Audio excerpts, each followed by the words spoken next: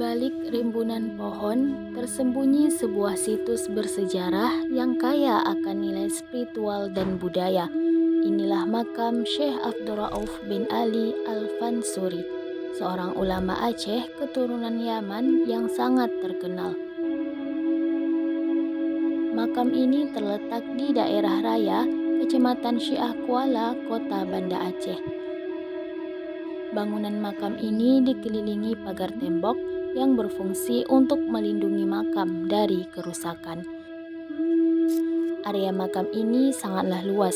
Di halaman makam terdapat banyak bangunan yang dijadikan sebagai tempat kenduri, pengajian, serta beberapa mushola.